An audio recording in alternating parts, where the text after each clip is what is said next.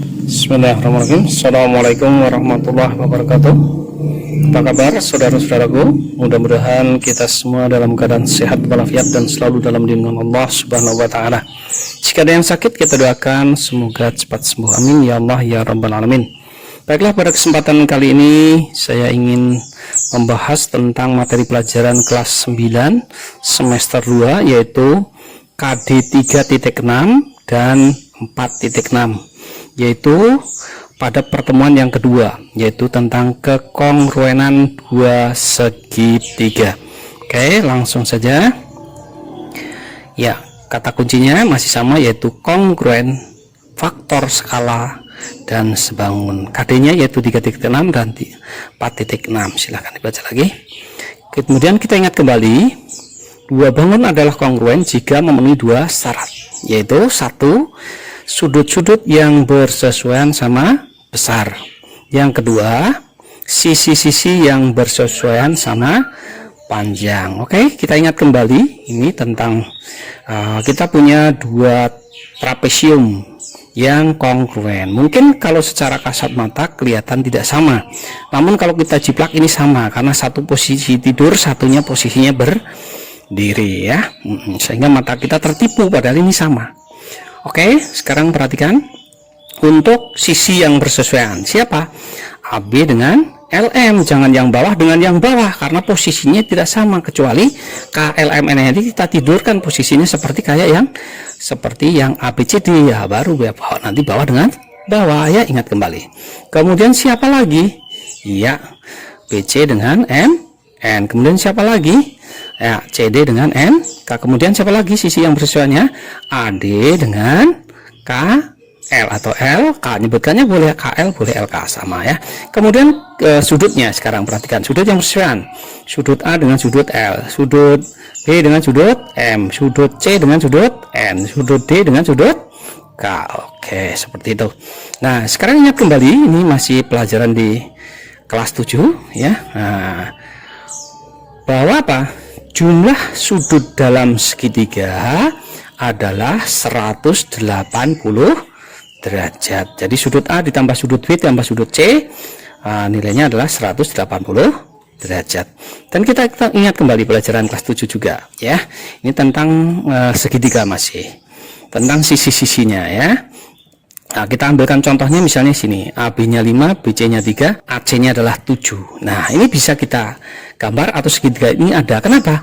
Karena segitiga itu ada atau bisa digambar jika apa? Sisi yang terpanjangnya, panjangnya kurang dari jumlah dua sisi yang tidak terpanjang. Maksudnya gimana?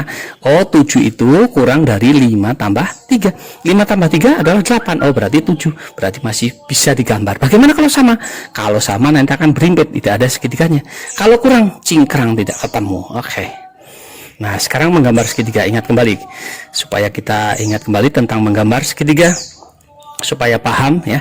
Nah, segitiga PQR, PQ-nya 10, QR-nya 5, PR-nya adalah 7. Caranya ya, kita sediakan dulu mistarnya, kemudian kita ukurkan, kita garis langsung. Pertama yaitu sisi PQ 10 cm ya, kita beri nama PQ, ini 10 cm ya. Kemudian kita buat dari ini, kita ukurkan 5 cm ya. Ingat ukurnya dari 0, jangan sampai dari 1, nanti hanya 4 itu ya.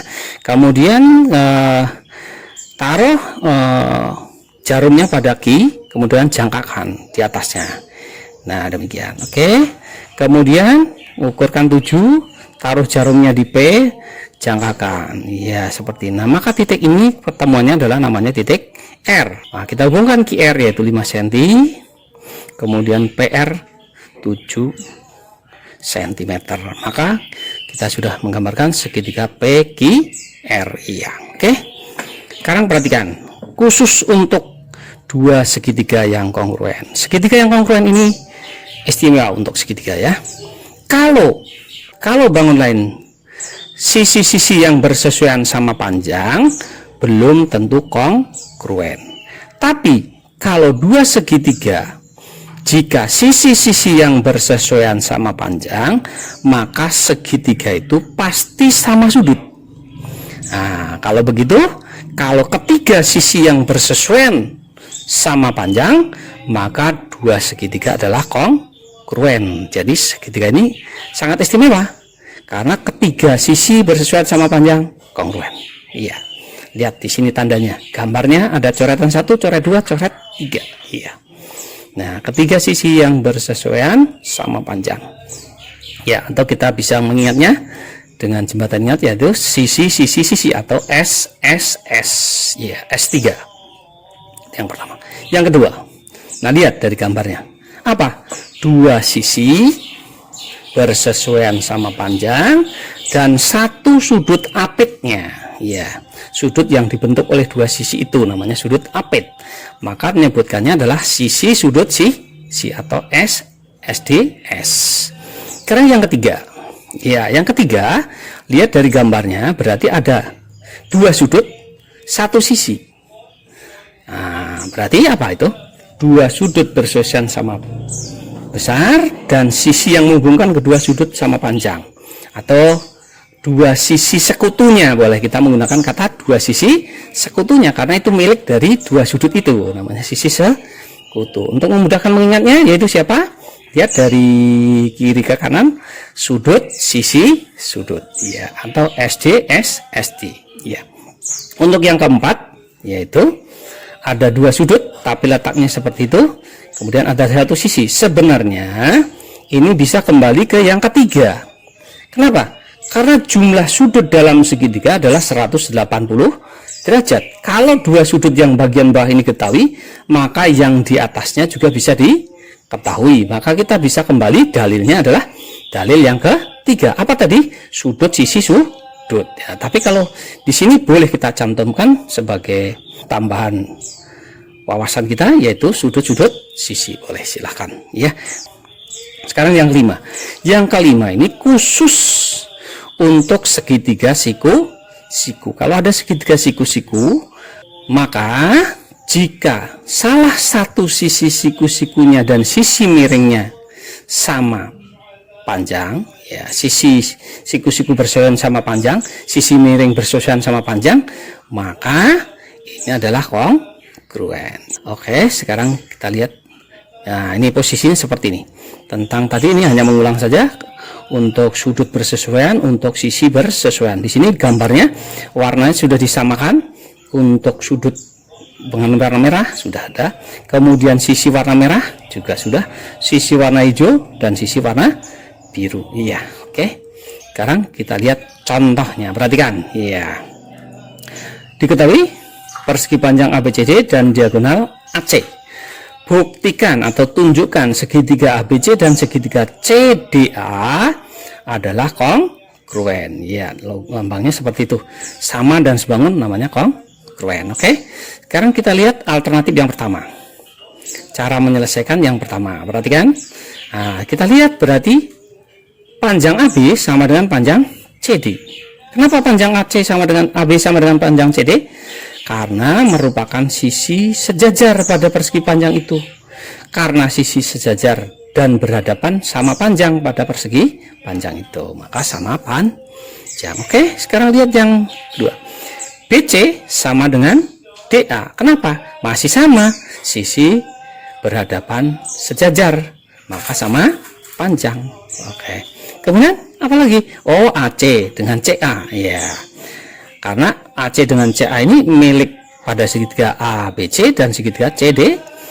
Itu merupakan diagonal yang berimpit, maka sama panjang. Oh, kalau begitu segitiga ini adalah kongruen. Kenapa? Karena ketiga sisi yang bersesuaiannya sama panjang atau memenuhi sisi atau SSS. Oke. Karena alternatif yang kedua, ya, masih AB sama dengan CD karena sisi berhadapan sejajar dan sama panjang.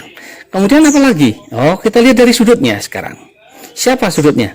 Yang mana? Oh, saya mengambilnya sudut BAC. BAC, perhatikan tandanya BAC. Nah, di situ. Kemudian sudut apa lagi? DCA. Oh, DCA. Ya, di situ. Nah, ini sama besar. Kenapa kok sama besar? Oh, karena merupakan sudut dalam bersesuaian. berangan, maka sama besar. Ingat pasangan 5 pasang sudut yang harus kita hafalkan itu. Nah, tidak menggunakan kata sepihak, oh berarti besarnya sama. Oke, satu lagi, siapa? Iya, masih AC sama dengan CA. Kenapa?